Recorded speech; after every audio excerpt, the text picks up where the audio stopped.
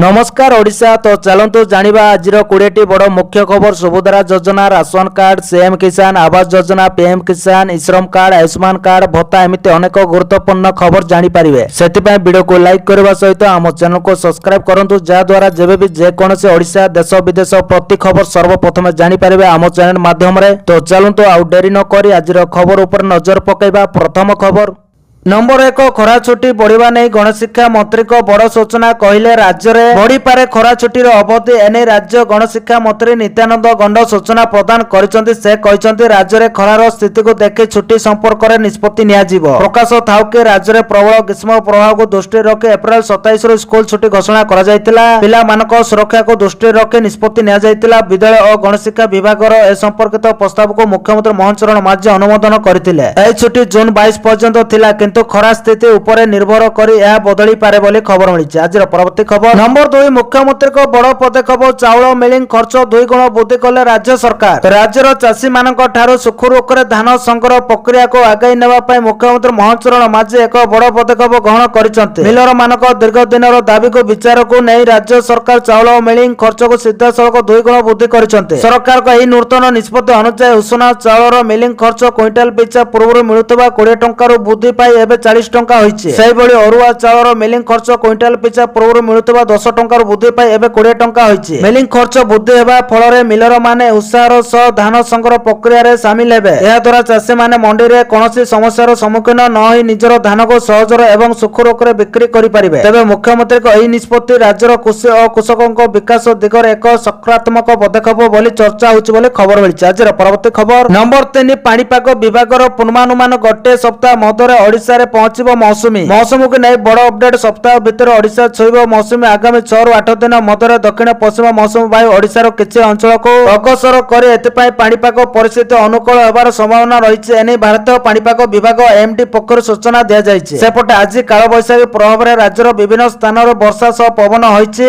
राजधानी रे तुहाको तुहा वर्षा सह पवन हेबा फଳରେ तातीरु आश्वस्ति मिलिछि। हेले पवन फଳରେ विभिन्न स्थान रे गछ पड़ी रास्ता अवरोध भली संकट देखा देइछि बोली खबर मिलिछि। आज परवर्ती खबर नंबर 4 छात्र छात्री को तुरंत प्रमाण पत्र देवाक राजस्व सचिव कड़ा निर्देश। शिक्षानुष्ठान नामलेखा निमंते आवश्यक प्रमाण पत्र त्वरित प्रदान निमंते राजस्व सचिव निर्देश। एणिकी तहसिल कार्यालय प्रमाण पत्र पाइबार विलंब हेतु नामलेखार वंचित हेबे नहीं कौनसी छात्र छात्री। नामलेखा आवश्यक बासिंदा आय एवं जाति प्रमाण पत्र देवार विलंब कले अधिकारी विरोध में कार्यानुष्ठान होब। तेने राजस्व विपर्यय परिचालना विभाग अतिरिक्त मुख्य शासन सचिव डॉक्टर अरविंद पाली समस्त जिलापाल को चिठी लिखिछन्ते। अत्यावश्यक जनसेवा गुड़िकर तुरंत प्रदान सुनिश्चित करने निमंते समस्त संयुक्त अधिकारी को स्पष्ट निर्देशावली जारी करा जायछि बोले खबर मिलिछि। आज परवर्ती खबर नंबर 5 मंत्री को बड़ सूचना। खरा छुट्टी पूर्व स्कूल पिला पाखरे पहुंचबो बही। विद्यालय और गणशिक्षा मंत्री नित्यानंद गंड बड़ सूचना दैछन्ति। मंत्री कहिसन्ति खरा छुट्टी पूर्व स्कूल पिला पाखरे पहुंचबो बही। 90% बही छपा सरिलाणी पिला पाखरे पहुंचुछि। बाकी 10% बही खरा छुट्टी पूर्व पिला पाखरे पहुंचबो। प्रिंटिंग समस्या पाई बही छपा विलंब होइतबा कथा को मंत्री स्वीकार करिसन्ति। सूचना योग्य राज्य में चलितबा प्रबल ग्रीष्म प्रभाव को दृष्टि रखि राज्य सरकार एप्रिल 27 रु समस्त स्कूल बंद घोषणा करा जायछि बोले खबर मिलिछि। आज परवर्ती खबर ओडिशा को मिलिला पीएम सूर्य घर जातीय पुरस्कार। सौर शक्ति क्षेत्र में ओडिशा देश में एक बड़ सफलता हासिल करिছে। केंद्र सरकार को पीएम सूर्य घर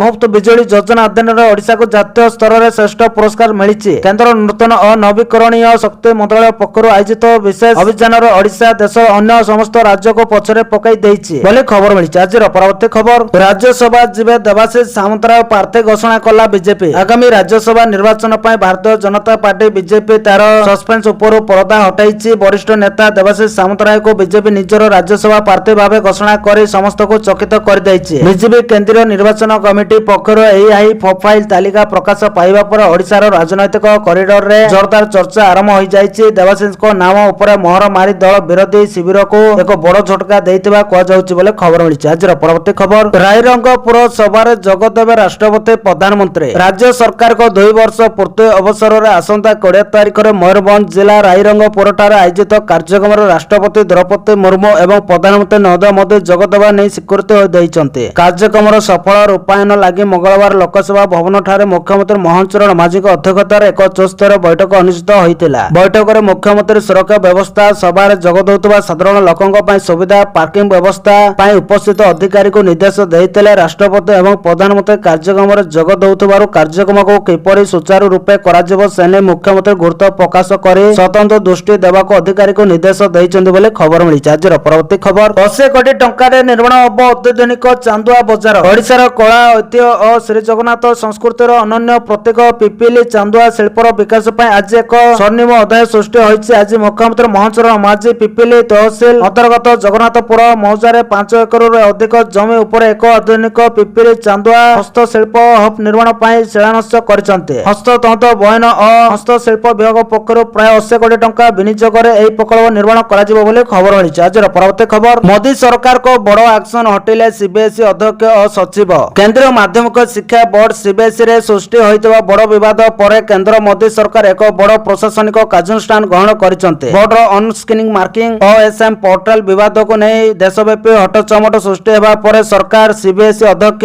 राहुल सिंह एवं सचिव सेक्रेटरी हिमांशु गुप्ता को तुरंत बदली कर दैछन्ते। या सहित परीक्षा प्रक्रिया रे होइतबा अनियमिततार तदंत पई सरकार को पक्षरु एक उच्च स्तरीय जांच कमिटी मध्य गठन करा जायछि बोले खबर मिलिछि। आज परवर्ती खबर पुणी बस भड़ा बढ़ाइले राज्य सरकार जानतु केउ बस रे केते बढ़िला। पुणी बढ़िला बस भड़ा बढ़ाइले राज्य सरकार। ऑर्डिनरी और एक्सप्रेस बस भड़ा किमी पिछा 2 पैसा वृद्धि होइछि। तेबे ऑर्डिनरी बस भड़ा किमी पिछा 90 पैसा रो 92 पैसा को वृद्धि होइतबा बेले एक्सप्रेस बस भड़ा किमी पिछा 94 पैसा रो 96 पैसा एवं डिलक्स भड़ा 131 पैसा रो 135 पैसा को वृद्धि होइछि। एसी डिलक्स भड़ा 168 पैसा रो 163 पैसा, सुपर डिलक्स भड़ा 247 पैसा रो 253 पैसा को वृद्धि पाइछि। तैल दर वृद्धि को दृष्टि रखि राज्य सरकार बस भड़ा बढ़ाइबा को निष्पत्ति नैछन्ति। निकटरे मे मासरे बस भड़ा वृद्धि पाइतिला 2 पैसा रो 6 पैसा पर्यंत वृद्धि करा जायतिला बोले खबर मिलिछि। आज परवर्ती खबर वीआईपी को गस्त सूचना लीक करले हबो कड़ा कार्यानुष्ठान। वीआईपी को गस्त सूचना लीक ने कड़ा सतर्कता जारी करिसंति सरकार। सोशल मीडिया रे सुरक्षा सूचना शेयर कले एणिके हबो कार्यानुष्ठान। घटना को गुरुतर सह ने ओडिशा सरकार कड़ा सतर्कता जारी करिसंति। गृह विभाग पक्षरु डीजीपी और आईजी गुप्तचर विभाग को निर्देश दैछन्ते सरकार। एने समस्त जिलापाल और एसपी को पई सतर्क सूचना जारी होइछि। वीआईपी को गस्त संबंधी सूचना सोशल मीडिया रो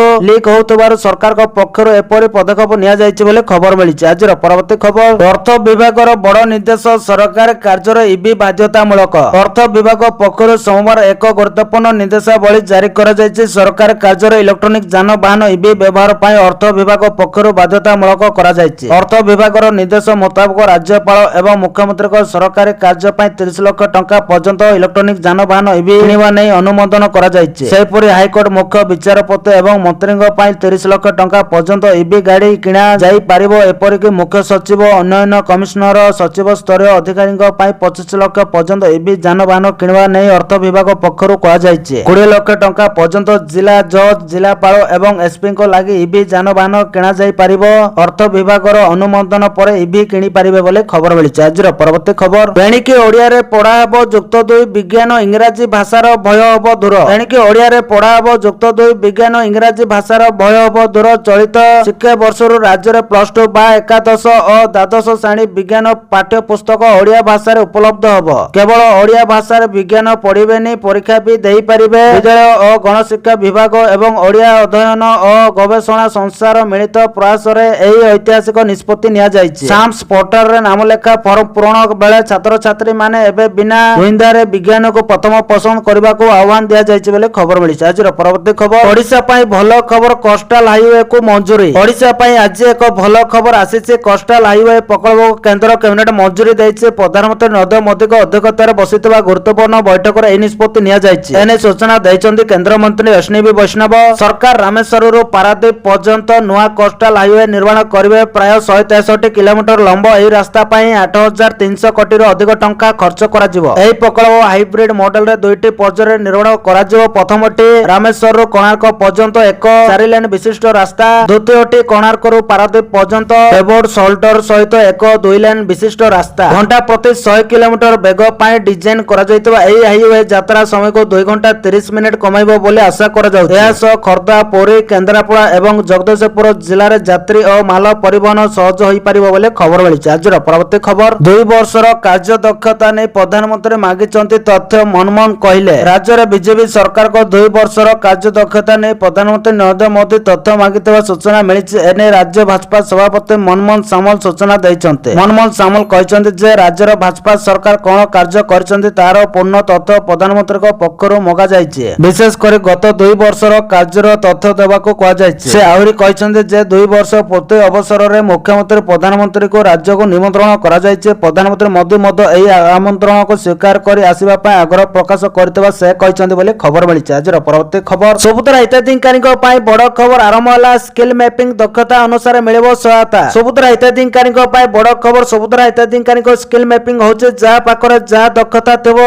ए आधार रे तार अनुदान करी अन्य विभाग सह मिसी महिलाଙ୍କ अर्थनैतिक प्रगति ପାଇଁ काम करबा महिला सहायक गोष्ठी व्यवस्था रे लक्ष्यपति दीदी जेमिति सृष्टि करा जायछि सेमिति सुभद्रा हिताधिकारीଙ୍କ अर्थनैतिक प्रगति ପାଇଁ विभिन्न विभाग सह जोड़ी होई औद्योगिक सृष्टि करबाको विभाग चुक्तिनामा करिछु। सेही भଳି जो सुभद्रा हिताधिकारी 60 वर्ष पार करबे सेमानको ना आपे आपे भत्ता पोर्टल को जीवा सेने काम चलीछि। कैबिनेट निष्पत्ति होइछि। सामाजिक सुरक्षा विभाग ए बाबद रे अपडेट करूछि। खूब शीघ्र सेमानको भत्ता मिलिबो बोली सूचना दैछन्ते उपमुख्यमंत्री बोली खबर मिलिछि। परवर्ती खबर आजिर पुणी महंगा माड बढ़िला कमर्शियल गैस दर। एलपीजी सिलिंडर मूल्य पुणी थर वृद्धि पाइछि। 19 केजी कमर्शियल गैस 42 रु 53 टंका वृद्धि करा जायछि एवं एही वर्धित दर आज ठारू लागू होइछि। दिल्ली रे कमर्शियल सिलिंडर मूल्य 42 टंका वृद्धि पाई 3113 टंका होइतबा बेले कोलकाता रे यह 53 टंका वृद्धि सह 3255 टंका होइछि। सेही परि मुंबई रे कमर्शियल गैस एबे 3024 टंका रु बढ़ी 3070 टंका होई जायछि एवं सूचना अनुसार 5 केजी सिलिंडर मूल्य रे मध्य 11 टंका वृद्धि करा जायछि। तेबे घरोई व्यवहार पई व्यवहृत 14.2 केजी एलपीजी सिलिंडर रो मूल्य रे पुणी थरे कोनोसी परिवर्तन करा जाय नै एवं यार दर स्थिर रहिछि बोले खबर मिलिछि। आजिर परवर्ती खबर आयुष्मान कार्ड धारीଙ୍କ ପାଇଁ बड़ खबर मंत्री कहितले कार्ड थेले मिलिबो एही सब सुविधा। आयुष्मान भारत कार्ड धारीଙ୍କ ପାଇଁ आसीछि एक बड़ एवं आश्वस्तिदायक खबर। एणिके हॉस्पिटल एडमिट हेबा पूर्व करजाउतबा समस्त मेडिकल परीक्षा आयुष्मान पैकेज भितर रहिबो। एने राज्य स्वास्थ्य मंत्री मुकेश मोहालिक कड़ा निर्देश दैछन्ते। राज्य रे आयुष्मान भारत योजना रे चिकित्सा पाउतबा रोगीଙ୍କ ପାଇଁ ଏହା एक बड़ पदक्षेप। साधारणतः देखा जाउथला जे रोगी हॉस्पिटल रे भर्ती हेबार 3 दिन पूर्व करजाउतबा विभिन्न परीक्षा ପାଇଁ रोगीଙ୍କ परिवार को अलगा खर्च करबाको पडुतला। एही खर्च एबे आयुष्मान पैकेज अंतर्भुक्त हेबो बोली स्वास्थ्य मंत्री मुकेश मोहालिक स्पष्ट करिसन्ते। मंत्री को एही घोषणा परे समस्त घरे हॉस्पिटल को कड़ा तागिद करा जायछि। जदि कोनोसी हॉस्पिटल एही नियम को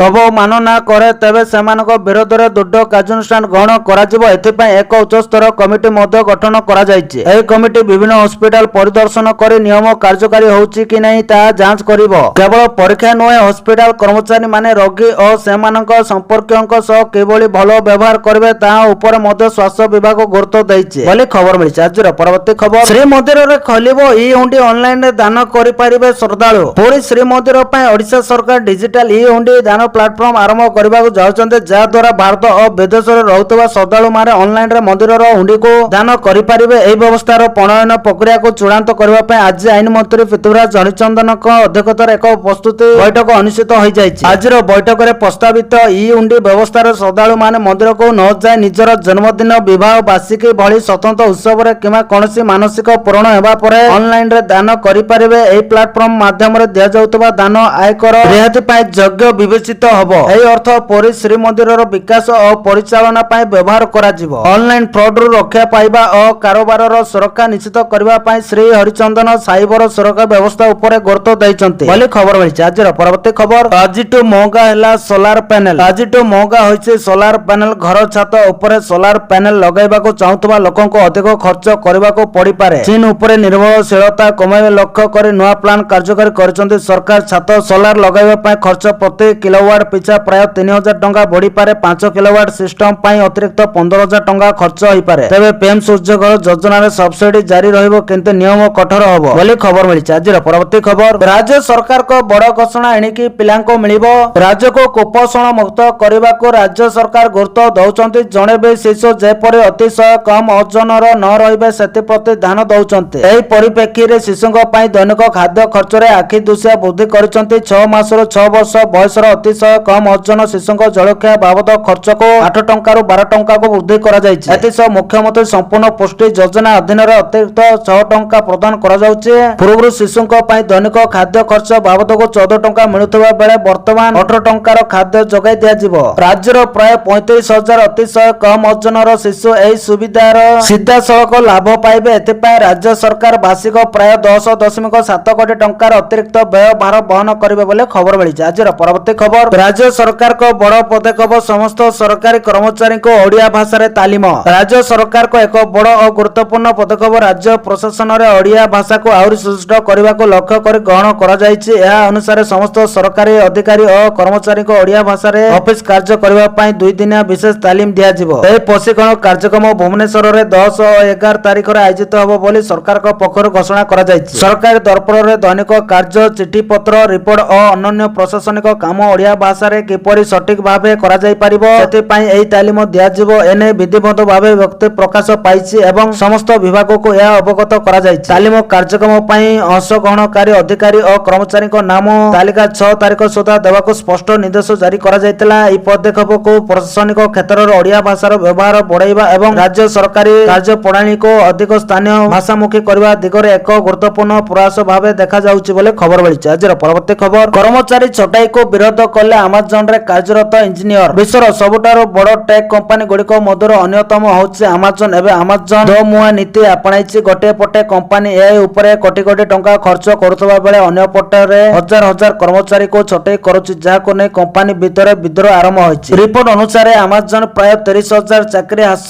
କରିଦେଇଛି। ଏହାର ଅର୍ଥ ଆଗକୁ ଖୁବ୍ ଶୀଘ୍ର 30,000 କର୍ମଚାରୀ ଛଟେଇ ହେବେ। ଅନ୍ୟ ପକ୍ଷରେ କମ୍ପାନୀ ଏହି ଭିତ୍ତିଭୂମି, ଡାଟା ସେଣ୍ଟର ଓ ନୂଆ ଟେକ୍ନୋଲୋଜି ଉପରେ ବଡ଼ ନିବେଶ କରୁଛି। ଏହି କାରଣରୁ ଏବେ କମ୍ପାନୀ ଭିତରେ ବିରୋଧ ଆରମ୍ଭ ହୋଇଯାଇଛି ବୋଲି ଖବର ମିଳିଛି। ଆଜିର ପରବର୍ତ୍ତୀ ଖବର, କାର୍ଯ୍ୟକ୍ରମ ହେଲା ରାୟଗଡ଼ା ରେଳବାଇ ଡିଭିଜନ। ଦକ୍ଷିଣ ଓଡ଼ିଶା ପାଇଁ ଆଜି ଏକ ବଡ଼ ଦିନ। ଆଜିର ଦିନରେ ରାୟଗଡ଼ା ରେଳବାଇ ଡିଭିଜନ ଆନୁଷ୍ଠାନିକ ଭାବେ କାର୍ଯ୍ୟକ୍ରମ ହୋଇଛି। ଏହି ନୂତନ ଡିଭିଜନ ସମଗ୍ର ଅଞ୍ଚଳର ରେଳ ସହଯୋଗୀକରଣକୁ ବୃଦ୍ଧି କରିବ। ଏହାଛଡ଼ା ଭିତ୍ତିଭୂମି ବିକାଶକୁ ତ୍ୱରାନ୍ୱିତ କରିବ। ରାୟଗଡ଼ା ରେଳବାଇ ମୁଖ୍ୟାଳୟ ପାଇଁ 2025 ଜାନୁଆରୀ 6 ତାରିଖରେ ପ୍ରଧାନମନ୍ତ୍ରୀ ନରେନ୍ଦ୍ର ମୋଦି ଶିଳାନ୍ୟାସ କରିଥିଲେ। ଏହି ଡିଭିଜନ ଗଠନ ଦ୍ୱାରା ଦକ୍ଷିଣ ଓଡ଼ିଶା ଓ ଏହାର ଆଖପାଖ ଅଞ୍ଚଳରେ ରେଳ ସହଯୋଗୀକରଣ ଏବଂ ଭିତ୍ତିଭୂମି ବିକାଶ ହେବ, ଯାହା ଯାତ୍ରୀ ଓ ମାଲ ପରିବହନ ଉଭୟରେ ସୁଧାର ଆଣିବ। ପୂର୍ବତଟ ରେଳପଥର ମୁଖ୍ୟ ଜନସମ୍ପର୍କ ଅଧିକାରୀ ଦୀପକ ରାଉତଙ୍କ କହିବା ଅନୁସାରେ ଏହି ନୂତନ ଡିଭିଜନ ପ୍ରକଳ୍ପ ଅନୁଧ୍ୟାନକୁ ବଳ ଦେବ, ସମଗ୍ର ଅଞ୍ଚଳରେ ବିକାଶ ମୂଳକ କାର୍ଯ୍ୟକ୍ରମର ରୂପାୟନକୁ ତ୍ୱରାନ୍ୱିତ କରିବ ବୋଲି ଖବର ମିଳିଛି। ଆଜିର ପରବର୍ତ୍ତୀ ଖବର, ସାଧାରଣ ଜନତାକୁ ମହଙ୍ଗା ମାଡ଼, 12 ଟଙ୍କା ଯାଏଁ ବଢ଼ିପାରେ ପେଟ୍ରୋଲ ଡିଜେଲ ଦାମ। ଯଦି ଆପଣ ପେଟ୍ରୋଲ ଏବଂ ଡିଜେଲର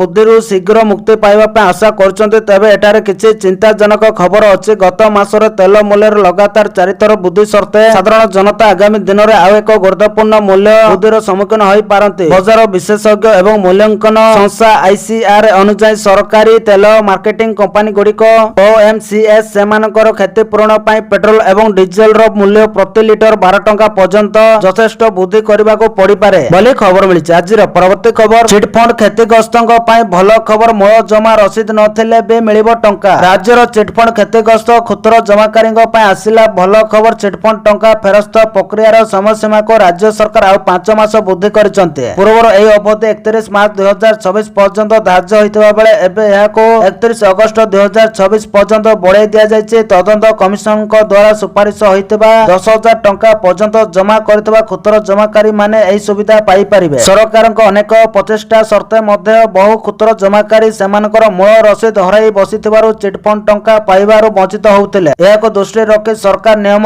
କୋହଳ କରିଛନ୍ତି। ଏବେ ବିନା ଜମା ରସିଦରେ ବି ମିଳିବ ଟଙ୍କା। ଟଙ୍କା ପାଇବା ପାଇଁ କେବଳ ପରିଚୟ ପତ୍ର ଆବଶ୍ୟକ ପଡ଼ିବ। ତଦନ୍ତ କମିଶନ ସୁପାରିଶ ଆଧାରରେ ଜମାକାରୀ ମାନେ ମୂଳ ରସିଦ ବିନା କେବଳ ନିଜର ଆଧାର, ପାନ ବା ଭୋଟର ଆଇଡି କାର୍ଡ ଭଳି ପରିଚୟ ପତ୍ର ଦେଖାଇ ଟଙ୍କା ଫେରସ୍ତ ପାଇପାରିବେ। ଆବେଦନକାରୀ ସ୍ଥାନୀୟ RIଙ୍କ ନିକଟରେ ପରିଚୟ ପତ୍ର ସହ ବ୍ୟାଙ୍କ ଡିଟେଲ୍ସ ଦାଖଲ କରିବେ। ଆବେଦନ କରିବାର 15 ଦିନ ଭିତରେ ଟଙ୍କା ଫେରି ପାଇବେ। ଜମାକାରୀ ମାନେ ନିଜ ଜିଲ୍ଲାର ସରକାରୀ ୱେବସାଇଟ କିମ୍ବା www.opidodisha.government.in କୁ ଯାଇ ନିଜ ଆବେଦନର ସ୍ଥିତି ଯାଞ୍ଚ କରିପାରିବେ। ତଦନ୍ତ କମିଶନ ସୁପାରିଶ କରିଥିବା 69,845 କ୍ଷୁଦ୍ର ଜମାକାରୀଙ୍କୁ ମଧ୍ୟ 47 କୋଟି ଟଙ୍କା କର୍ପସ ପାଣ୍ଠିରୁ ଫେରସ୍ତ କରାଯାଇଛି। କିନ୍ତୁ ଏବେ ବି ରାଜ୍ୟରେ ଲକ୍ଷ ଲକ୍ଷ ଚିଟଫଣ୍ଡ କ୍ଷତିଗ୍ରସ୍ତ ଟଙ୍କା ପାଇବା ଅପେକ୍ଷାରେ ଚାହିଁ ବସିଛନ୍ତି ବୋଲି ଖବର ମିଳିଛି। ଆଜିର ପରବର୍ତ୍ତୀ ଖବର, ସରକାରୀ ଗାଡ଼ି ପାଇଁ ପେଟ୍ରୋଲ ପମ୍ପକୁ ମିଳିବ ଆଗୁଆ ଟଙ୍କା। ମୋହନ ସରକାରଙ୍କ ବଡ଼ ନିଷ୍ପତ୍ତି। ସରକାରୀ କାର୍ଯ୍ୟର ନିରବଚ୍ଛିନ୍ନ ତଥା ସୁଚାରୁ ପରିଚାଳନା ପାଇଁ ରାଜ୍ୟ ସରକାର ଏକ ବଡ଼ ଏବଂ ଗୁରୁତ୍ୱପୂର୍ଣ୍ଣ ନିଷ୍ପତ୍ତି ନେଇଛନ୍ତି। ଏଣିକି ସରକାରୀ ଗାଡ଼ି ଗୁଡ଼ିକର ତେଲ, ପେଟ୍ରୋଲ, ଡିଜେଲ ଖର୍ଚ୍ଚ ବାବଦକୁ ପେଟ୍ରୋଲ ପମ୍ପ ଗୁଡ଼ିକୁ ଆଗୁଆ ଟଙ୍କା ପ୍ରଦାନ କରାଯିବ। ଅର୍ଥ ବିଭାଗ ପକ୍ଷରୁ ଏ ସମ୍ପର୍କରେ ଆନୁଷ୍ଠାନିକ ଭାବେ ସୂଚନା ଦିଆଯାଇଛି। ନୂଆ ନିଷ୍ପତ୍ତି ଅନୁଯାୟୀ ସରକାରୀ ଗାଡ଼ି ଗୁଡ଼ିକ ପାଇଁ ଆଗାମୀ 2 ମାସର ଆନୁମାନିକ ତେଲ ଖର୍ଚ୍ଚ ଯେତିକି ହେବ ସେହି ଅର୍ଥ ରାଶିକୁ ସରକାର ପୂର୍ବରୁ ଏହି ସମସ୍ତ ପେଟ୍ରୋଲ ପମ୍ପ ଗୁଡ଼ିକ ପୈଠ କରିଦେବେ। ଏହାଦ୍ୱାରା ତେଲ ପାଇଁ ସରକାରୀ ଗାଡ଼ି ଗୁଡ଼ିକର ଚଳପ୍ରଚଳରେ କୌଣସି ବାଧା ସୃଷ୍ଟି ହେବ ନାହିଁ। ବର୍ତ୍ତମାନ ମଧ୍ୟପ୍ରାଚ୍ୟ ଦେଶ ଗୁଡ଼ିକରେ ଲାଗି ରହିଥିବା ଯୁଦ୍ଧ ପରିସ୍ଥିତି ଯୋଗୁଁ ଆଗାମୀ ଦିନରେ ଅଶୋଧିତ ତେଲ କ୍ରୁଡ୍ ଅଏଲ ଯୋଗାଣ ଏବଂ ଏହାର ମୂଲ୍ୟକୁ ନେଇ ବଡ଼ ଅନିଶ୍ଚିତତା ଦେଖାଦେଇଛି। ଏହାର ପ୍ରଭାବ ଯେପରି ସରକାରୀ ବ୍ୟବସ୍ଥା ଉପରେ ନ ପଡ଼େ ସେଥିପାଇଁ ପ୍ରଶାସନ ପୂର୍ବ ପ୍ରସ୍ତୁତି ସ୍ୱରୂପ ଏହି ପଦକ୍ଷେପ ନେଇଛି ବୋଲି ଖବର ମିଳିଛି। ଆଜିର ପରବର୍ତ୍ତୀ ଖବର, ରାଜ୍ୟରେ ଭତ୍ତାକୁ ନେଇ ଆସିଲା ବଡ଼ ଅପଡେଟ୍। ମନମୋହନ ସାମଲ କହିଲେ, ରାଜ୍ୟରେ ଭତ୍ତା ବଣ୍ଟନ ସମସ୍ୟାକୁ ନେଇ ବଡ଼ ଘୋଷଣା କରିଛନ୍ତି ରାଜ୍ୟ ଭାଜପା ସଭାପତି ମନମୋହନ ସାମଲ। ସେ କହିଛନ୍ତି ଆସନ୍ତା 15 ଦିନ ମଧ୍ୟରେ ଭତ୍ତା ସମସ୍ୟାର ସମାଧାନ କରାଯିବ। ନୂଆ ସଫ୍ଟୱେର ଲାଗୁ ହେବାରୁ ଗତ 2 ମାସ ଧରି ଭତ୍ତା ପ୍ରଦାନରେ ବ୍ୟତିକ୍ରମ ଦେଖାଦେଇଛି। ବିଶେଷ କରି ଯେଉଁମାନେ ଅନଲାଇନ ମାଧ୍ୟମରେ ଭତ୍ତା ପାଉଛନ୍ତି ସେମାନେ ଅଧିକ ପ୍ରଭାବିତ ହୋଇଛନ୍ତି। ଅନ୍ୟପଟେ ଯେଉଁମାନେ କ୍ୟାଶ ଆକାରରେ ଭତ୍ତା ପାଉଥିଲେ ସେମାନଙ୍କୁ ଏପରି ସମସ୍ୟା ସାମ୍ନା କରିବାକୁ ପଡ଼ିନାହିଁ ବୋଲି ସେ ସ୍ପଷ୍ଟ କରିଛନ୍ତି। ମନମୋହନ ସାମଲ ଆହୁରି କହିଛନ୍ତି ଯେ କେନ୍ଦ୍ର ସରକାର ପକ୍ଷରୁ ନୂଆ ସଫ୍ଟୱେର ଡେଭଲପ କାମ ଚାଲିଛି ଏବଂ କେନ୍ଦ୍ର ଓ ରାଜ୍ୟ ସରକାର ଯୁଗ ଭାବେ ଭତ୍ତା ବଣ୍ଟନ ବ୍ୟବସ୍ଥାକୁ ସୁଦୃଢ଼ କରୁଛନ୍ତି। ସେ ନିଶ୍ଚିତ କରିଛନ୍ତି ଯେ ଯେଉଁମାନେ ଏପର୍ଯ୍ୟନ୍ତ ଭତ୍ତା ପାଇନାହାନ୍ତି ସେମାନଙ୍କୁ ଏକକାଳୀନ ଭାବେ ଟଙ୍କା ପ୍ରଦାନ କରାଯିବ ବୋଲି ଖବର ମିଳିଛି। ଆଜିର ପରବର୍ତ୍ତୀ ଖବର, ରୋମାନିଆରେ ଚାକିରିର ସୁଯୋଗ, ଓଡ଼ିଶାରୁ ଶ୍ରମିକ ପଠାଇବେ ସରକାର। ରୋମାନିଆକୁ ଓଡ଼ିଶାରୁ ଶ୍ରମିକ ପଠାଇବେ ରାଜ୍ୟ ସରକାର। ଓଡ଼ିଶାର କୁଶଳୀ ଶ୍ରମଶକ୍ତି ପାଇଁ ୟୁରୋପରେ ବଡ଼ ସୁଯୋଗ ସୃଷ୍ଟି ହେବାକୁ ଯାଉଛି। ରୋମାନିଆରେ ପ୍ରାୟ 10 ଲକ୍ଷ ବ୍ଲୁ କଲାର ଓ ହ୍ୱାଇଟ୍ କଲାର କର୍ମଚାରୀଙ୍କ ଅଭାବ ଥିବାବେଳେ ସେଠାକାର ସରକାର ପ୍ରତିବର୍ଷ 20,000 ରୁ 50,000 ପର୍ଯ୍ୟନ୍ତ ଭାରତୀୟ ଶ୍ରମିକଙ୍କୁ ନିଯୁକ୍ତ କରିବାକୁ ଆଗ୍ରହ ଦେଖାଇଛି। ଏନେଇ ଭାରତ ଦୂତାବାସ ରୋମାନିଆ ପକ୍ଷରୁ ଓଡ଼ିଶାର ମୁଖ୍ୟ ଶାସନ ସଚିବ ଅନୁଗର୍ଗଙ୍କୁ ଚିଠି କରାଯାଇଥିଲା। ଏହାକୁ ଆଧାର କରି ସରକାରକୁ ପଠାଯାଇ ପତ୍ରକୁ ଆଧାର କରି ବାଣିଜ୍ୟ ଓ ପରିବହନ ବିଭାଗ ପକ୍ଷରୁ ଗୃହ ନିର୍ମାଣ ଓ ନଗର ଉନ୍ନୟନ ବିଭାଗ ଅବଗତ କରାଯାଇଛି। ଏହି ପତ୍ରରେ ରୋମାନିଆ ସହ ଓଡ଼ିଶାର ଶ୍ରମ ଶକ୍ତିର ସମ୍ଭାବନା ଉପରେ ଆଲୋକପାତ କରାଯାଇଛି ବୋଲି ଖବର ମିଳିଛି। ଆଜିର ପରବର୍ତ୍ତୀ ଖବର, 80 କୋଟି ଜନତାଙ୍କ ପାଇଁ ମୋଦିଙ୍କ ବଡ଼ ଉପହାର, ରାସନକୁ ନେଇ ଆସିଲା ନୂଆ ନିଷ୍ପତ୍ତି। ପ୍ରଧାନମନ୍ତ୍ରୀ ନରେନ୍ଦ୍ର ମୋଦିଙ୍କ ଅଧ୍ୟକ୍ଷତାରେ ଅନୁଷ୍ଠିତ କେନ୍ଦ୍ର କ୍ୟାବିନେଟ ବୈଠକରେ ଏକ ଗୁରୁତ୍ୱପୂର୍ଣ୍ଣ ନିଷ୍ପତ୍ତି ନିଆଯାଇଛି। ଏହି ନିଷ୍ପତ୍ତି ସିଧାସଳଖ 80 କୋଟି ରାସନ ଗ୍ରହଣକାରୀଙ୍କୁ ପ୍ରଭାବିତ କରିବ। ସରକାର ରାସନ ବ୍ୟବସ୍ଥା, ପିଡିଏସ୍ ସାଧାରଣ ବଣ୍ଟନ ବ୍ୟବସ୍ଥା ସମ୍ପର୍କରେ ଏକ ଗୁରୁତ୍ୱପୂର୍ଣ୍ଣ ନିଷ୍ପତ୍ତି ନେଇଛନ୍ତି। ସାର୍ଥକ ପିଡିଏସ୍ ଯୋଜନା ଆରମ୍ଭ କରାଯାଇଛି। ଏହି ସମ୍ପୂର୍ଣ୍ଣ ଯୋଜନା ପ୍ରାୟ 25,530 କୋଟି ଖର୍ଚ୍ଚ ହେବ। କେନ୍ଦ୍ର କ୍ୟାବିନେଟ ବୈଠକ ପରେ ଅଶ୍ୱିନୀ ବୈଷ୍ଣବ ଘୋଷଣା କରିଥିଲେ ଯେ ଦେଶର 80 କୋଟି ଲୋକଙ୍କୁ ରାସନ ଯୋଗାଇବା ପାଇଁ ଏକ କାର୍ଯ୍ୟକ୍ରମ ଚାଲିଛି। ଏହି ଅର୍ଥପୂର୍ଣ୍ଣ ପିଡିଏସ୍ ଯୋଜନାରେ 3ଟି ପରିବର୍ତ୍ତନ କରାଯାଇଛି। ଏଥିରେ ରାଜ୍ୟ ସରକାରଙ୍କୁ ସମର୍ଥନ କରିବା, ପ୍ରଯୁକ୍ତି ବିଦ୍ୟାର ଉପଯୋଗ କରିବା ଏବଂ ବର୍ତ୍ତମାନ ପିଡିଏସ୍ ହିତାଧିକାରୀଙ୍କୁ ପଞ୍ଜୀକରଣ କରିବା ପାଇଁ ଏଆଇ ବ୍ୟବହାର କରିବା ଅନ୍ତର୍ଭୁକ୍ତ। କେନ୍ଦ୍ରମନ୍ତ୍ରୀ ଅଶ୍ୱିନୀ ବୈଷ୍ଣବ କହିଛନ୍ତି ଭାରତ ଖାଦ୍ୟ ନିଗମ ଏଫସିଆଇ ଗୋଦାମରୁ ଜିଲ୍ଲା, ବ୍ଲକ ଏବଂ ଶେଷର ରାସନ ଦୋକାନକୁ ଶସ୍ୟ ପରିବହନ କରିବାରେ ରାଜ୍ୟ ସରକାର ଗୁଡ଼ିକ ଆର୍ଥିକ ସୁବିଧାର ସମ୍ମୁଖୀନ ହେଉଥିଲେ। ଏବେ କେନ୍ଦ୍ର ସରକାର ରାଜ୍ୟ ଗୁଡ଼ିକୁ ଆର୍ଥିକ ସହାୟତା ଯୋଗାଇବେ ବୋଲି ଖବର ମିଳିଛି। ଆଜିର ପରବର୍ତ୍ତୀ ଖବର, ଯୋଜନାର ସଫଳତା ଏବେ ଗ୍ରାଉଣ୍ଡ ଜିରୋରୁ ମାପିବେ ସରକାର। ରାଜ୍ୟ ସରକାର ଏବେ ଯୋଜନା ଗୁଡ଼ିକର ସଫଳତାକୁ କେବଳ କାଗଜପତ୍ର ଉପରେ ନୁହେଁ ଗ୍ରାଉଣ୍ଡ ଜିରୋରୁ ମାପିବା ପାଇଁ ବଡ଼ ପଦକ୍ଷେପ ନେଇଛନ୍ତି। ସରକାରଙ୍କ ନୂତନ ନିର୍ଦ୍ଦେଶ ଅନୁସାରେ ଏବେ ବିଭିନ୍ନ ଯୋଜନାର ବାସ୍ତବ ସ୍ଥିତି ଓ ପ୍ରଭାବ ଜାଣିବା ପାଇଁ ରାପିଡ ସର୍ଭେ କରାଯିବ। ଏହି ସର୍ଭେ ଆଧାରରେ ଯୋଜନା ଗୁଡ଼ିକର ମୂଲ୍ୟାଙ୍କନ କରାଯିବ ଏବଂ ତାହାର ପ୍ରକୃତ ସଫଳତା ମପାଯିବ। ଏହି ବଡ଼ ସର୍ଭେ ପ୍ରକ୍ରିୟା ପାଇଁ ରାଜ୍ୟ ସରକାର 7ଟି ପ୍ରମୁଖ ଶିକ୍ଷାନୁଷ୍ଠାନକୁ ଦାୟିତ୍ୱ ଦେଇଛନ୍ତି। ଏହି ଶିକ୍ଷାନୁଷ୍ଠାନ ଗୁଡ଼ିକ ଗ୍ରାଉଣ୍ଡ ଲେଭେଲରେ ଯାଇ ସର୍ଭେ କରିବେ ଏବଂ ବାସ୍ତବ ତଥ୍ୟ ସଂଗ୍ରହ କରିବେ। ସରକାରଙ୍କ ଯୋଜନା ଅନୁସାରେ ଏହି ସର୍ଭେ ରିପୋର୍ଟ 4 ମାସ ମଧ୍ୟରେ ପ୍ରସ୍ତୁତ ହେବ।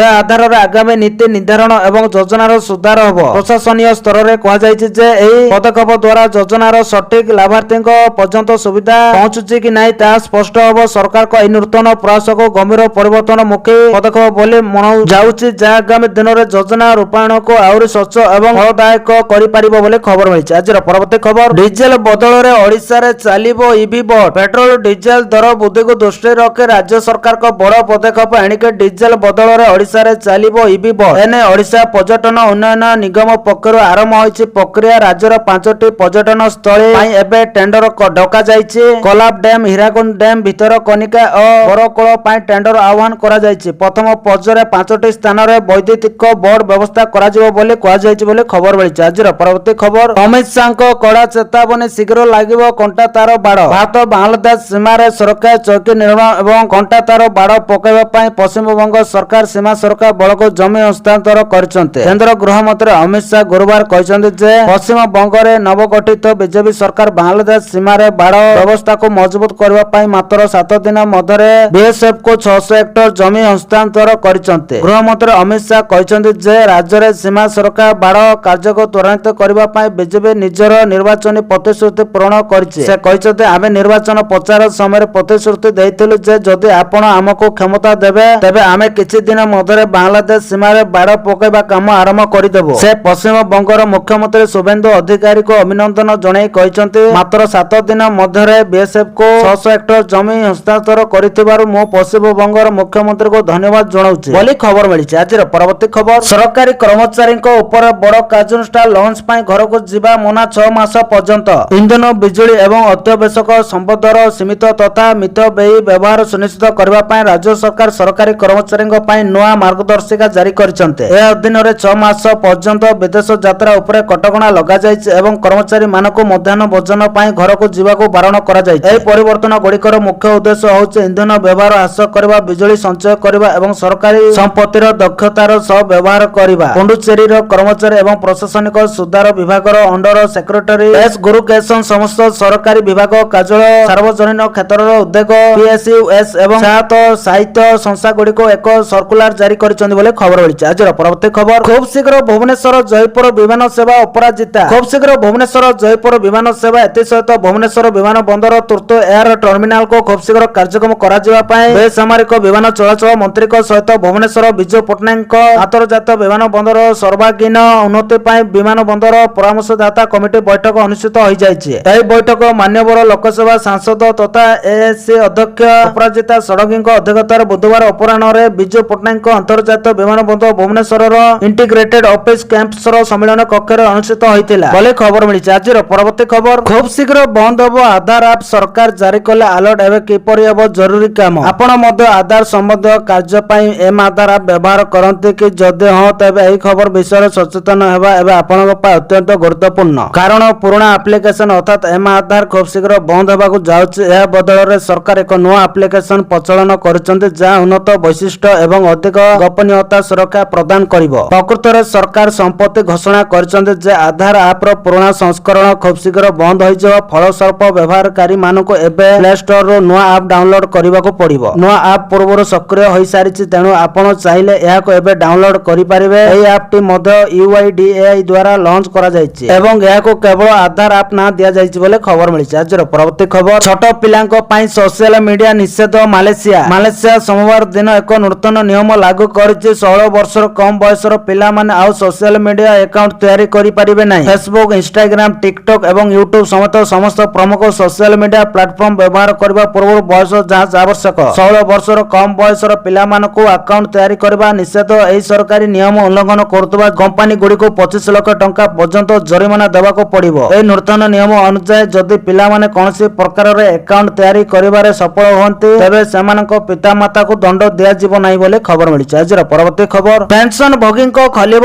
ଭାଗ୍ୟ। ଅଷ୍ଟମ ବେତନରେ 20,000 ଟପିବ ସର୍ବନିମ୍ନ ପେନସନ ମିଳିବ ଦରମାର 100%। କେନ୍ଦ୍ର ସରକାରୀ କର୍ମଚାରୀ ଏବଂ ପେନସନ ଭୋଗୀ ମାନେ ଦୀର୍ଘ ସମୟ ଧରି ଅଷ୍ଟମ ବେତନ କମିଶନକୁ ଅପେକ୍ଷା କରି ରହିଛନ୍ତି। ଯଦିଓ ସରକାରଙ୍କ ପକ୍ଷରୁ ଏହାକୁ ଲାଗୁ କରିବା ପାଇଁ କୌଣସି ଅଧିକାରୀଙ୍କ ତାରିଖ ଘୋଷଣା କରାଯାଇ ନାହିଁ, କିନ୍ତୁ ଏହି ସମୟରେ ଏକ ବଡ଼ ଖବର ସାମ୍ନାକୁ ଆସିଛି ଯାହା ଲକ୍ଷ ଲକ୍ଷ ପେନସନ ଭୋଗୀଙ୍କ ଆଶା ବଢ଼ାଇ ଦେଇଛି। କୁହାଯାଉଛି ଯେ ଏଥର ଅଷ୍ଟମ ବେତନ କମିଶନରେ କେବଳ ଦରମା ବୃଦ୍ଧି ନୁହେଁ ବରଂ ବରିଷ୍ଠ ପେନସନ ଭୋଗୀ ମାନଙ୍କୁ ଅଧିକ ଆର୍ଥିକ ସୁରକ୍ଷା ପ୍ରଦାନ କରିବା ଉପରେ ବିଶେଷ ଗୁରୁତ୍ୱ ଦିଆଯାଇପାରେ। ନ୍ୟାସନାଲ କାଉନସିଲ ଜଏଣ୍ଟ କନସଲଟେଟିଭ ମେସିନାରୀ ସରକାରକୁ ଏକ ନୂଆ ବୟସ ଭିତ୍ତିକ ପେନସନ ଫର୍ମୁଲା ସୁପାରିଶ କରିଛି। ଏହି ପ୍ରସ୍ତାବ ଅନୁଯାୟୀ ପେନସନ ଭୋଗୀଙ୍କ ବୟସ ବଢ଼ିବା ସହିତ ପେନସନର ରାଶି ମଧ୍ୟ ପର୍ଯ୍ୟାୟକ୍ରମେ ବୃଦ୍ଧି ପାଇବ। ପ୍ରସ୍ତାବିତ ଫର୍ମୁଲା ଅନୁସାରେ 65 ବର୍ଷ ବୟସ ପୂରଣ ହେବା ପରେ ପେନସନରେ ଅତିରିକ୍ତ ବୃଦ୍ଧି ଆରମ୍ଭ ହେବ। ଏହାପରେ ପ୍ରତି 5 ବର୍ଷରେ ପେନସନର ରାଶି ବୃଦ୍ଧି କରିବାକୁ ସୁପାରିଶ କରାଯାଇଛି। 80 ବର୍ଷ ବୟସରେ ପହଞ୍ଚିବା ପରେ ପେନସନରେ ଏକ ବଡ଼ ବୃଦ୍ଧି ଦେଖିବାକୁ ମିଳିବ।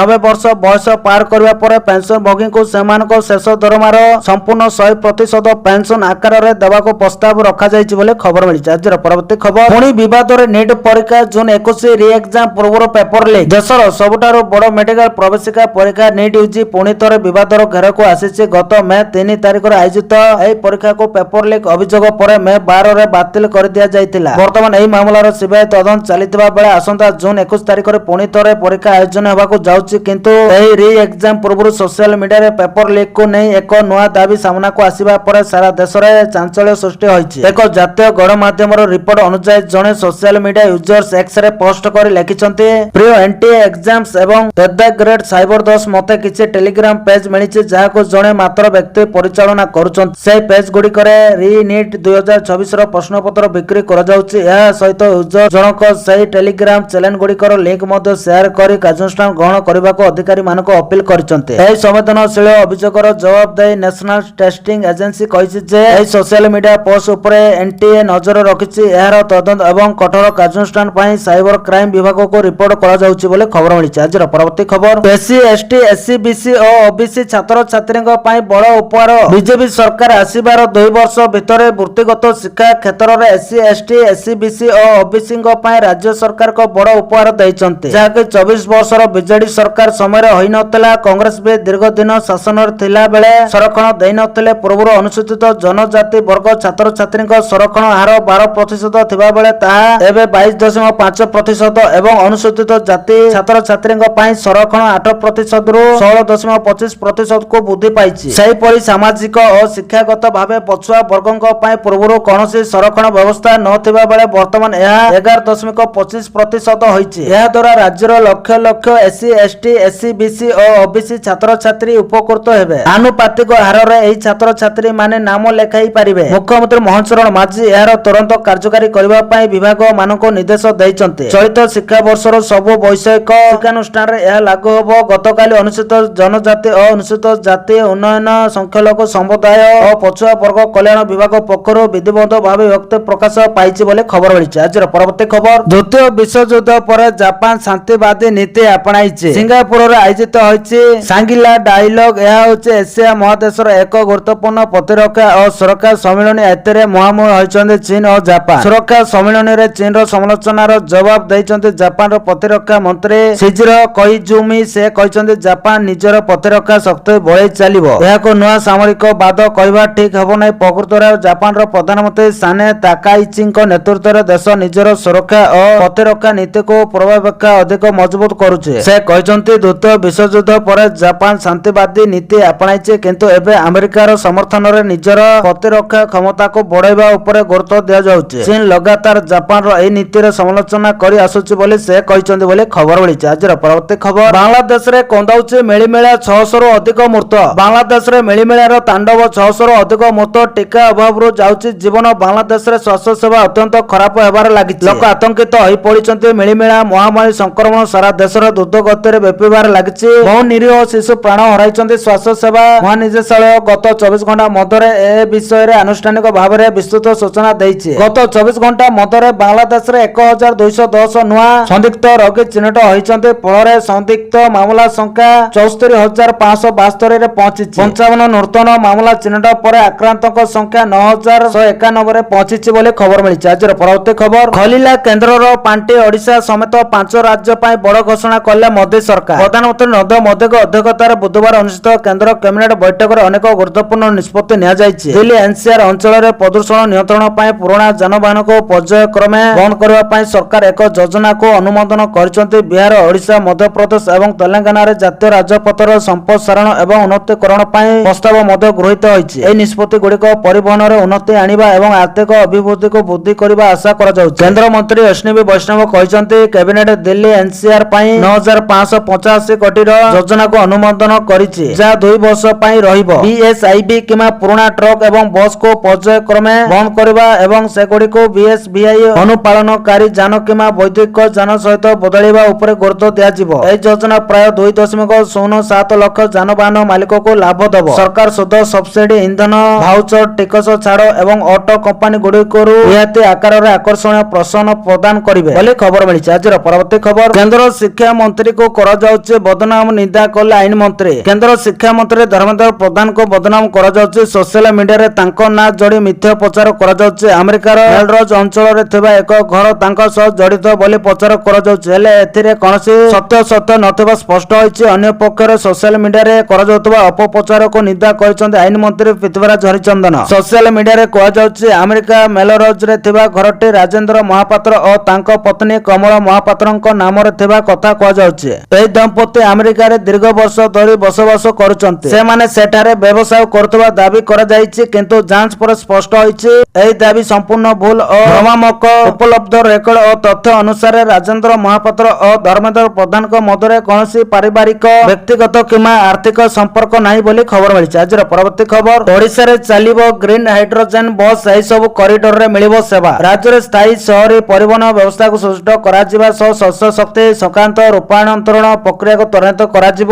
ଏହି କ୍ରମରେ ଓଡ଼ିଶାରେ ଗ୍ରୀନ୍ ହାଇଡ୍ରୋଜେନ ବସ୍ ଚଳାଚଳ କରିବ। ବୁଧବାର ଗୃହ ନିର୍ମାଣ ଓ ନଗର ଉନ୍ନୟନ ବିଭାଗ ସମ୍ମିଳନୀ କକ୍ଷରେ ଅନୁଷ୍ଠିତ ରାଜ୍ୟର ପ୍ରଥମ ଗ୍ରୀନ୍ ହାଇଡ୍ରୋଜେନ ସାଧାରଣ ପରିବହନ ବ୍ୟବସ୍ଥାର ପ୍ରଗତି ସମ୍ପର୍କିତ ଉଚ୍ଚସ୍ତରୀୟ ସମୀକ୍ଷା ବୈଠକରେ ଏହି ନିଷ୍ପତ୍ତି ନିଆଯାଇଛି। ଏନ୍ଟିପିଟି ଏବଂ ଗ୍ରିଡକୋର ମିଳିତ ସହଯୋଗରେ ଓଡ଼ିଶାରେ ହାଇଡ୍ରୋଜେନ ଚାଳିତ ସାଧାରଣ ପରିବହନ ବ୍ୟବସ୍ଥା କାର୍ଯ୍ୟକାରୀ ହେବ। ଏହି ଅଭିନବ ପ୍ରୟାସ ଭାରତ ସରକାରଙ୍କ ନ୍ୟାସନାଲ ଗ୍ରୀନ୍ ହାଇଡ୍ରୋଜେନ ମିଶନ ଅନୁରୂପ ହୋଇଥିବା ବେଳେ ଏହା ଦେଶର ନେଟ୍ ଜିରୋ କାର୍ବନ ନିର୍ଗମନ ଲକ୍ଷ୍ୟ ହାସଲ କରିବା ସହ ସ୍ୱଦେଶୀ ସ୍ୱଚ୍ଛ ଇନ୍ଧନ ପ୍ରଯୁକ୍ତିକୁ ପ୍ରୋତ୍ସାହିତ କରିବାରେ ବିଶେଷ ସହାୟକ ହେବ। ପ୍ରଥମ ପର୍ଯ୍ୟାୟରେ 3ଟି hydrogen fuel cell electronic bus ଚଳାଚଳ କରାଯିବାକୁ ଯୋଜନା ରହିଛି। ଭୁବନେଶ୍ୱର ପୋଖରୀପୁଟ ସ୍ଥିତ କ୍ରୁଡ୍ ଡିପୋରେ ଏକ ଗ୍ରୀନ୍ ହାଇଡ୍ରୋଜେନ ଉତ୍ପାଦନ ଏବଂ ରିଫ୍ୟୁଏଲିଂ କେନ୍ଦ୍ର ପ୍ରତିଷ୍ଠା କରାଯିବ। ଏଠାରେ ଦୈନିକ ପ୍ରାୟ 260 କିଲୋଗ୍ରାମ ଗ୍ରୀନ୍ ହାଇଡ୍ରୋଜେନ ଉତ୍ପାଦନ ହେବ। ବସ୍ ଗୁଡ଼ିକୁ ଦୈନିକ 600 କିଲୋମିଟର ପର୍ଯ୍ୟନ୍ତ ଚଳାଚଳ କରିପାରିବ। ଏହି ପ୍ରକଳ୍ପ ଦ୍ୱାରା ବାର୍ଷିକ ପ୍ରାୟ 900 ଟନ୍ କାର୍ବନ ନିର୍ଗମନ ହ୍ରାସ ପାଇବ ବୋଲି ଆକଳନ କରାଯାଇଛି ବୋଲି ଖବର ମିଳିଛି। ଆଜିର ପରବର୍ତ୍ତୀ ଖବର, ଭାରତ ଗସ୍ତରେ ଆସି ବଡ଼ ଘୋଷଣା କଲେ ମ୍ୟାନମାର ରାଷ୍ଟ୍ରପତି ଖୁସିରେ ମୋଦି କହିଲେ, ଭାରତର ସୁରକ୍ଷା ସ୍ୱାର୍ଥ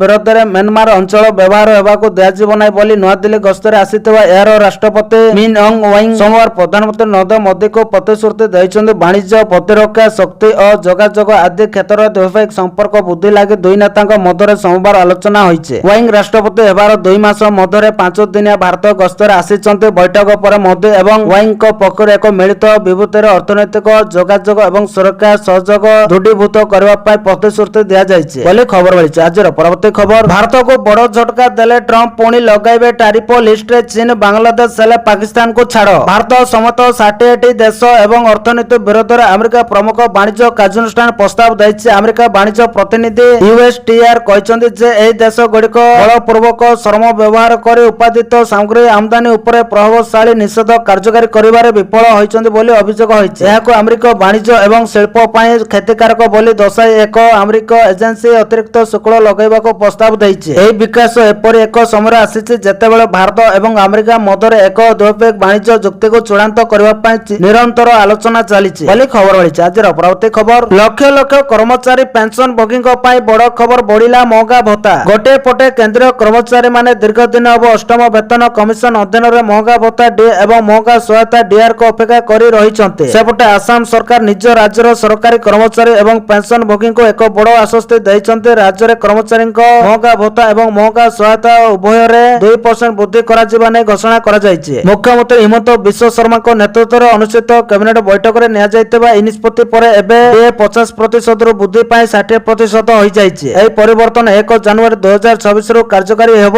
ଆସାମରେ ମୁଖ୍ୟମନ୍ତ୍ରୀ ହିମନ୍ତ ବିଶ୍ବ ଶର୍ମାଙ୍କ ବିଜୟ ପରେ ତାଙ୍କ ଅଧ୍ୟକ୍ଷତାରେ ଅନୁଷ୍ଠିତ ଏହା ପ୍ରଥମ କ୍ୟାବିନେଟ ବୈଠକ ଥିଲା। ତାଙ୍କର ଏହି ନିଷ୍ପତ୍ତି ଯୋଗୁଁ ମହଙ୍ଗା ସମୟର ଏହି ଦୌଡ଼ରେ ଲକ୍ଷ ଲକ୍ଷ କର୍ମଚାରୀ ଏବଂ ପେନସନଭୋଗୀଙ୍କୁ ଅତିରିକ୍ତ ଆର୍ଥିକ ସହାୟତା ମିଳିବା ସହ ବଡ଼ ଆଶ୍ୱସ୍ତି ମିଳିଛି ବୋଲି ଖବର ମିଳିଛି। ଆଜିର ପରବର୍ତ୍ତୀ ଖବର, ସରକାରଙ୍କ ନିଶାମୁକ୍ତ ଯୋଜନାକୁ ଧକ୍କା, ସବୁ ଖୋଲିଦେଲା ସ୍ୱଚ୍ଛ ସର୍ଭେ ରିପୋର୍ଟ। ସରକାରଙ୍କ ନାରା ନିଶାମୁକ୍ତ ଓଡ଼ିଶା, ଏଥିପାଇଁ କୋଟି କୋଟି ଟଙ୍କା ଖର୍ଚ୍ଚ ହେଉଛି। ହେଲେ ବାସ୍ତବ ଚିତ୍ର ଦେଖିଲେ ମୁଣ୍ଡ ଘୁରାଇ ଦେବ। ଜାତୀୟ ହାର ଠାରୁ ନିଶା ସେବନରେ ଆଗରେ ରହିଛି ଓଡ଼ିଶା। ଆଉ ସବୁଠୁ ଅଧିକ ଚକିତ କରିଛି ସହରାଞ୍ଚଳ ଠାରୁ ଗ୍ରାମାଞ୍ଚଳରେ ନିଶା ସେବନକାରୀଙ୍କ ସଂଖ୍ୟା ଅଧିକ। ନିଶାମୁକ୍ତ ଓଡ଼ିଶା ଗଠନର ନାରା ଭିତରେ ଚିନ୍ତା ବଢ଼ାଇଛି ସଦ୍ୟ ପ୍ରକାଶିତ ଜାତୀୟ ପରିବାର ସ୍ୱାସ୍ଥ୍ୟ ସର୍ଭେ ରିପୋର୍ଟ। ଜାତୀୟ ହାର ତୁଳନାରେ ମଦ ଓ ତମ୍ବାଖୁ ଖାଇବାରେ ଆଗରେ ରହିଛି ଓଡ଼ିଶା। ସବୁଠୁ ବଡ଼ କଥା ହେଉଛି ସହରାଞ୍ଚଳ ଅପେକ୍ଷା ଗ୍ରାମାଞ୍ଚଳ ପାଲଟିଛି ନିଶା ସେବନର ପେଣ୍ଠସ୍ଥଳା। ଓଡ଼ିଶାରେ ଗ୍ରାମାଞ୍ଚଳର ଲୋକେ ଅଧିକ ତମ୍ବାଖୁ ଓ ମଦ୍ୟପାନ କରୁଥିବାର ତଥ୍ୟ ଦେଇଛି ଏହି ରିପୋର୍ଟ। ଯେମିତିକି ମହିଳା ମଦ ନିଶା ସେବନରେ ପୁରୁଷଙ୍କ ସହ ପ୍ରତିଯୋଗିତା କରୁଛନ୍ତି। ରାଜ୍ୟରେ ଗ୍ରାମାଞ୍ଚଳରେ 15 ବର୍ଷରୁ ଅଧିକ